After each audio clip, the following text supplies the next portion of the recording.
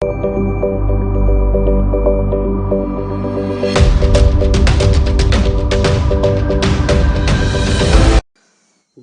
के हकूक़ का मौजू नया नहीं, सदियों पुराना है। दीन इस्लाम से पहले हिंदू मत, बौद्ध मत, जैन मत वगैरह भी किसी न किसी शक्ल में जानवरों के हकूक़ को मानते हैं और इनके साथ सिला रहमी की हिदायत करते नजर आते हैं। मगरबी ममालिक में जानवरों के हकूक़ पर कई तंजीमें काम कर रही हैं। वहाँ सरकारी सतह पर कानून साजी भी ज़्यादा है, जबकि बाज़ यूनिवर्सिटियों में एनिमल लॉ पढ़ाया जा रहा है। पाकिस्तान में जानवरों के हकूक़ बारे शऊर व आगही आम करने के लिए कुछ गैर सरकारी इदारे काफ़ी सरगर्म हैं। पराग यानी Pakistan animal rights advocacy group इनमें से एक है।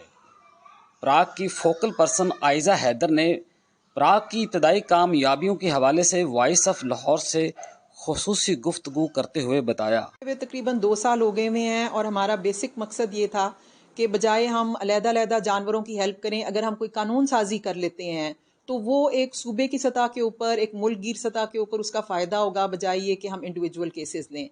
अब जैसे पराग जो है, बेसिकली इसका नाम है Pakistan animal right advocacy group, और इसमें हमारे साथ कुछ NGOs हैं, कुछ लॉ मेकर्स हैं, वकील हैं जो एनिमल राइट्स के लिए काम करते हैं।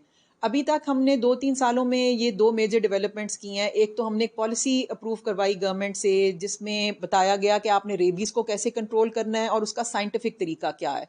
तो वो बड़ी एक लंबी जिद्दोजहद है, 4-5 साल लगे। हमारे एडवोकेट हैं हमजा हुमायूं, उन्होंने ये पिटिशन की हुई थी अगेंस्ट द पंजाब गवर्नमेंट।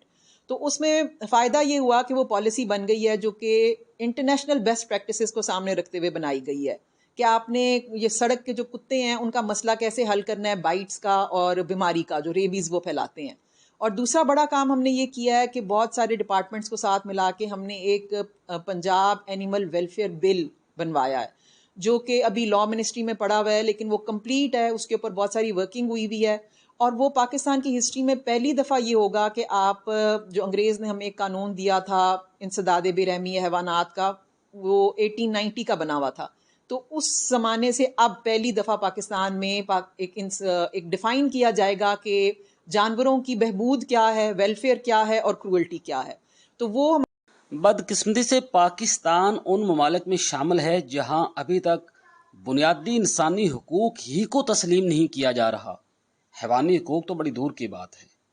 शायद यही वजह है कि जानवरों के हवाले से कोई हुकूमती पॉलिसी या कानून बनवाना हो तो रुकावटों का सामना करना पड़ता है। प्रॉब्लम बेसिकली जो है वो एक तो पब्लिक की तरफ से है कि चूंकि एजुकेट नहीं किया हुआ पब्लिक को, तो वो बड़ी रेजिस्टेंस आती है, एक तो पब्लिक की तरफ से भी। और दूसरा हमारा मुशाहिदा ये है कि पॉलिटिकल विल तो होती है, मतलब अगर हम किसी पॉलिटिकल बंदे को अप्रोच करते हैं इस मकसद के लिए तो वो तैयार तो होता है हेल्प करने के लिए, लेकिन जो सारा काम है वो डिपार्टमेंट्स ने करना होता है, आपके ब्यूरोक्रेट्स ने करना होता है। तो वहाँ पे जो हमारा एक पुराना सिस्टम चल रहा है ज़रा रेड टेपिज्म का, कि वो स्लो काम होता है, बड़ी सरकपाई करनी पड़ती है, तो वो ज़रा हमें टाइम लगता है, लेकिन इवेंचुअली मतलब वो काम आहिस्ता आहिस्ता हो ही रहा है, लेकिन बड़ा slow and steady. Parag wild life चिड़ियाघर या डेयरी के जानवरों पर काम कर रहा है, मगर ज़्यादा काम स्ट्रीट एनिमल्स और वर्किंग एनिमल्स पर है, बल्कि कुत्तों पर ज़्यादा फोकस है। पराग ने कुत्तों को आवारा कुत्ता या जंगली कुत्ता कहने के बजाय इंडस हाउंड का नाम देकर एक शिनाख्त दी है। सड़कों गली मोहल्ले के कुत्तों का मसला हल करने के लिए पराग टर्किश मॉडल की हिमायत करता है। इसकी तफसील बताते हुए आयजा हैदर ने कहा, हमने ना जो टर्की का मॉडल है उसको कॉपी किया। वो आपको पता है वो भी एक मुसलमान मुल्क है, एक यूरोपियन मुल्क है काइंड ऑफ। तो उन्होंने इस मसले को ये हल किया कि अपने सड़क पे रहने वाले कुत्ते को उन्होंने एक तो कहा कि पब्लिक को कि आपने इसको मारना नहीं है और रहम दिली का सलूक करना है। उससे ये हुआ कि कुत्तों में एग्रेशन खत्म हो गया। जब उनको पता है कि आवाम की तरफ से उनको कोई पत्थर नहीं मारे जाएंगे या कत्ल नहीं किया जाएगा, तो वो फिर लोगों की तरफ ज़्यादा मतलब उनका एक तरीका जो होता है वो नॉन एग्रेसिव होता है।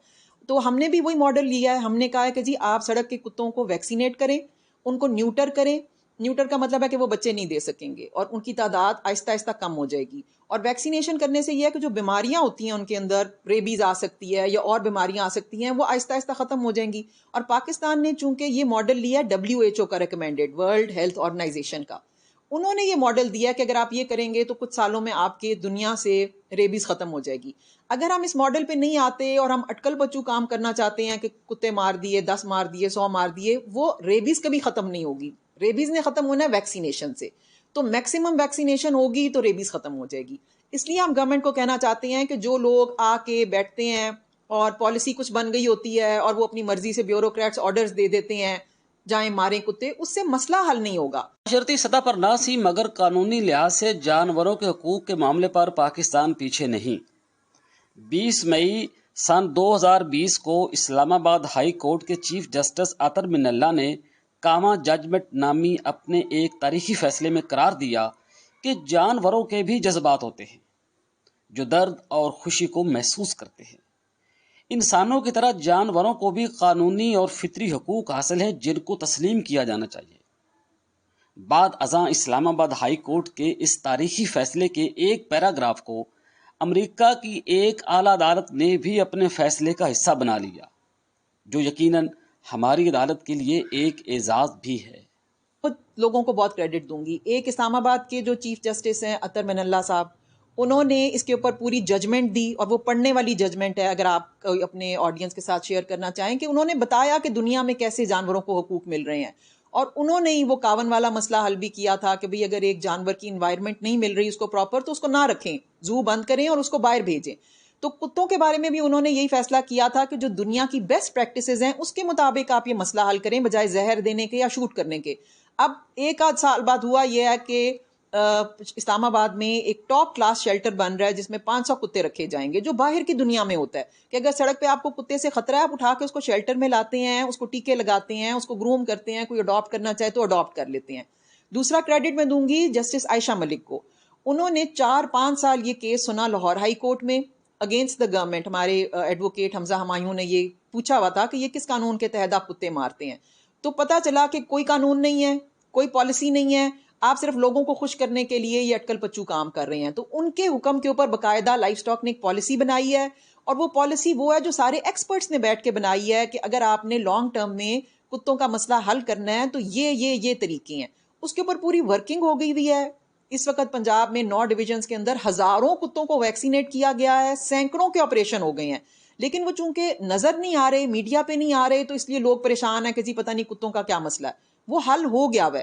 اب ہماری ڈیمانڈ یہ ہے کہ جو پالیسی بنی ہے اس کو امپلیمنٹ کروایا جائے، جو TNVR پالیسی کہلاتی ہے، trap vaccinate neuter and release. یہ پالیسی بنی ہے جو کہ ٹرکی میں بھی ہے اور جو دنیا میں بھی رائج ہے. اس کو امپلیمنٹ کریں، اس کے اوپر کام کریں، بجائے یہ کہ پالیسی کچھ بنی ہوئی ہے اور کوئی افسر آ کے، کوئی چیف سیکرٹری آ کے اپنی مرضی سے کوئی آرڈر دے دے. وہ ہمارے لیے قابل قبول نہیں ہے.